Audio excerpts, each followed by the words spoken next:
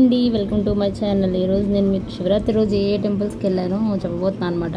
So first వచ్చేసి ఈ temple విజయవాడలో ఉన్న ప్రతి ఒక్కరికి తెలిసే ఉంటుంది. ఇది వెంకటేశ్వర స్వామి టెంపుల్ అండి. లొకేషన్ వచ్చేసి చిట్టినగర్.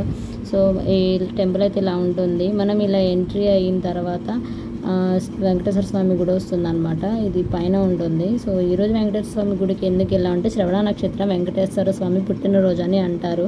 సో ఆ స్పెషల్ గురించి ఈ టెంపుల్కి వెళ్ళామన్నమాట. సో టెంపుల్ అయితే చాలా బాగుంటుందండి.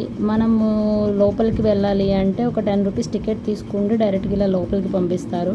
సో గోత్రనామాలు చదివి పూజ చేస్తారు. పక్కనే మనం కిందకు వచ్చేస్తే మనకి ఇట్లాగా శివాలయం ఉంటుందండి. ఇక్కడైతే శివాలయం ప్రత్యేకత ఒకటి ఉంటుంది. ఏంటంటే స్వయంగా మనతోటే శివుడికి అభిషేకం చేపిస్తారనమాట. సో ఇదిగో చూస్తున్నారు కదా. సో ఇక్కడైతే క్యూ చాలా ఉందండి. నియర్లీ మేమైతే ఒక ½ అన్ అవర్ వరకు ఎండలోనే అలాగే నుంచున్నాము.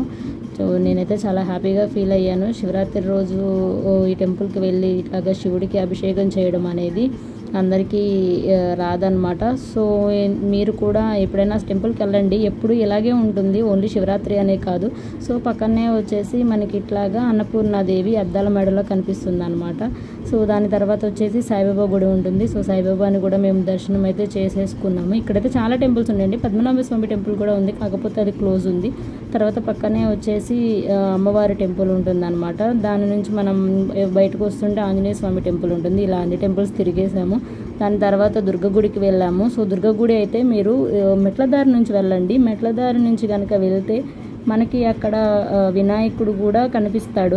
మేమైతే ఈసారి మెట్లదారి నుంచి వెళ్ళాం. నా వీడియో కనుక మీకు నచ్చినట్టయితే లైక్ చేయండి. Thank you.